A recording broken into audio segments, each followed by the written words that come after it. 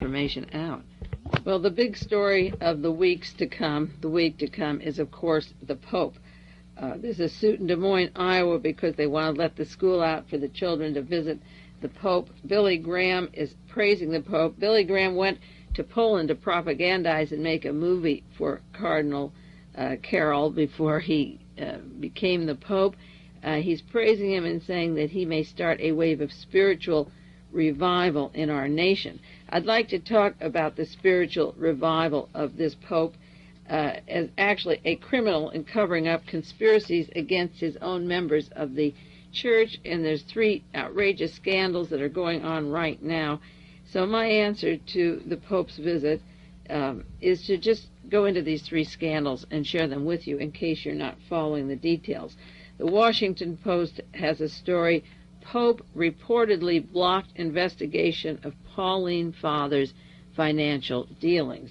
Another Watergate expert, it takes one to know one, and of course there are links, as we'll go into the Watergate and organized crime, gun smuggling, murders, all linked to the Vatican, and this Pope hushed up the entire investigation of the Pauline Fathers.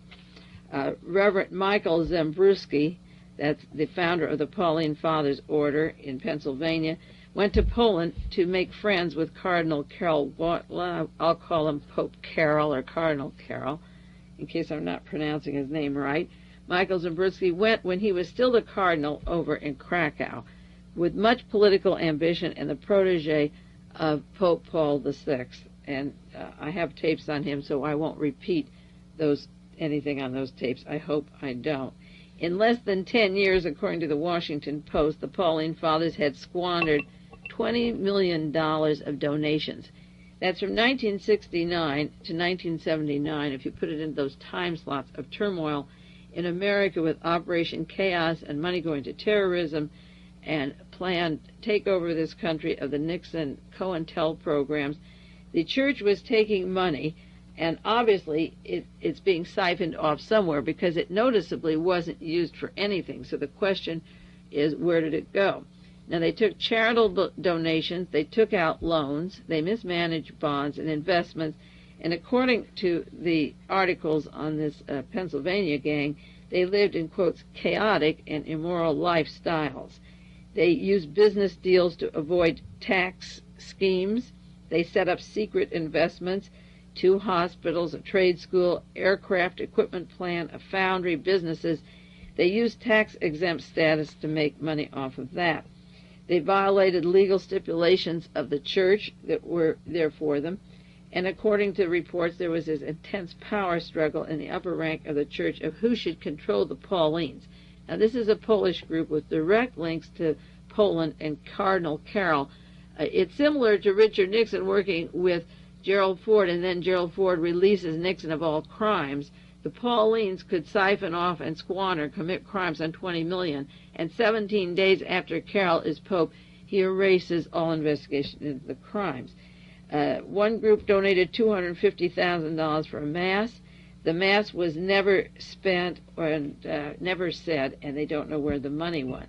They solicited $400,000 for a bronze memorial plaque. The shrine never got the plaque, and they don't know where the funds were spent. $64,000 was misappropriated for cemetery funds. It was supposed to go into perpetual care. It was used for some other purposes. They used an attorney, a lay attorney, not from the church, who already had been disbarred. He spent time in a federal prison on tax evasions. He was their advisor. And the question, of course, is, as the lay attorney, was he linked to Pope Paul VI, the Milan Mafia that I'll go into next?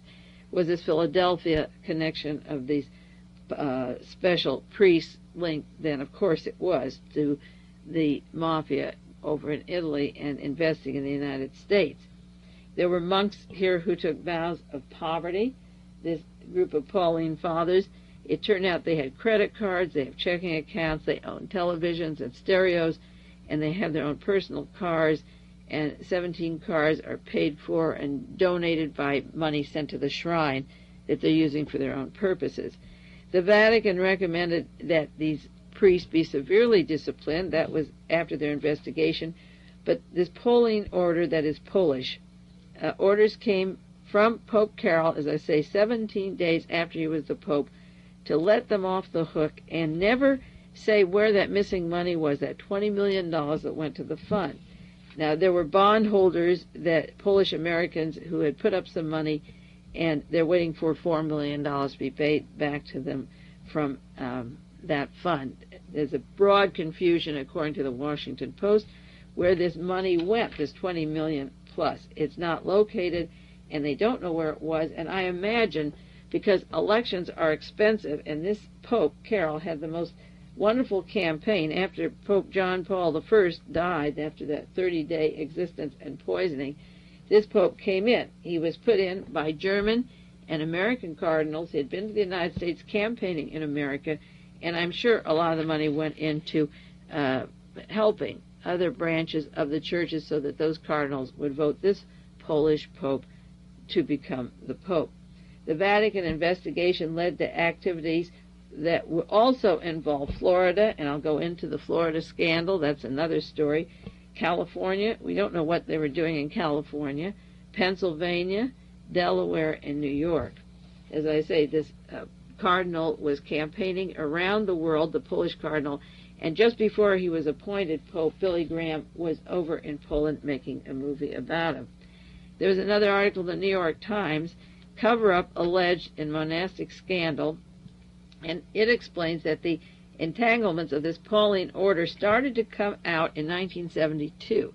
Now, that's the time of Watergate, when Sindona was getting in a mess with Vatican money and offering $1 million to Richard Nixon's re-election, and that money was linked, as I say, to organized crime and gun running, and then later to murders.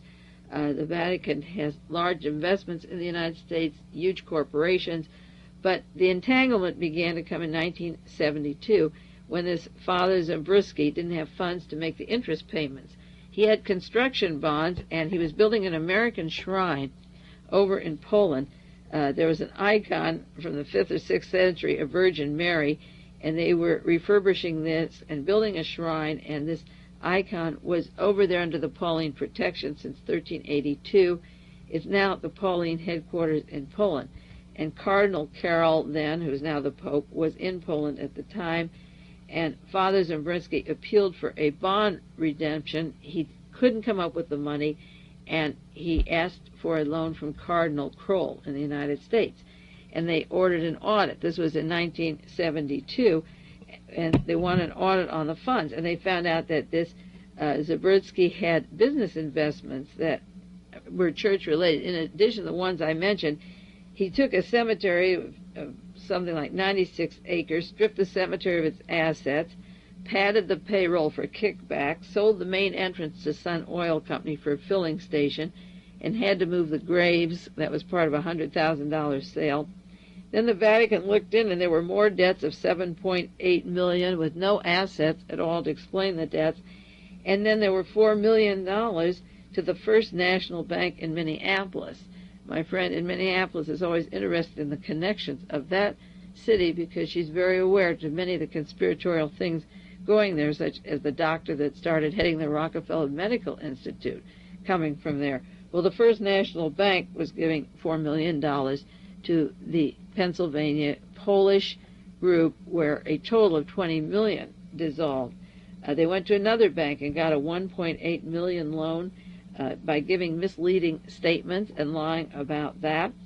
And when charged with a cover-up, John Paul II said that the reason they wouldn't go into it is by the authority of the cardinal in Poland, the one that was such a close friend of Cardinal Karol before he became John Paul II, that they were anti-communist primates in Poland, and that they wouldn't rock any boats because they were such devout anti-communists. So I imagine this $20 million plus a lot of Sindona's money is missing to stir up in Poland anti-communist feeling and get a revolution going against the Soviet Union, to embarrass them and pour money into Poland. And so this money is siphoned off. There's nothing to show where it goes. The investigation is hushed up, and the excuse for hushing it up is the old one Richard Nixon used to use of patriotism, such as in his Checkers speech, that it goes to fight communists.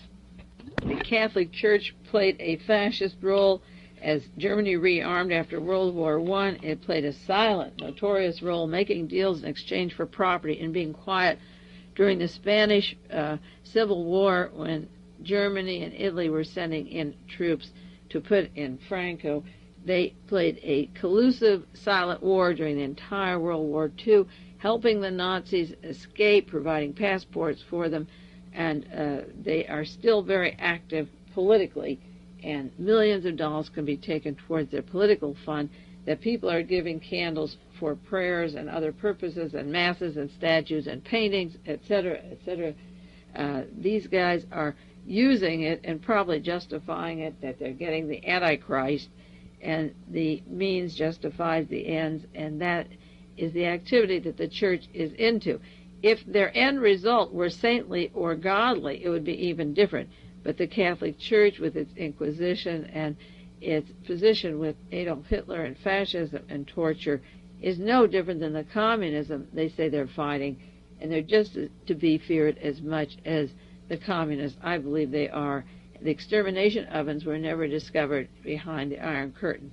They were found in Poland, all over the country of Poland.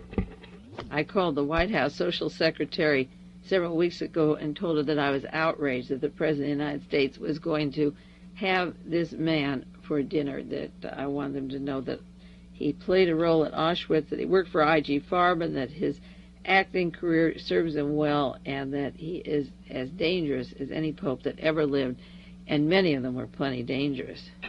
The worst part is they've typecast him so perfectly with all the little babies and that Tyrolean hat and the bikes and the little gentle lamb. He looks like butter wouldn't melt in his mouth. On the other side, this tape will go into his cohort, Michelle Sindona, and the missing Vatican money at this end. We got an issue in America. Too many good docs are getting out of business. Too many OBGYNs aren't able to practice their love with women all across this country.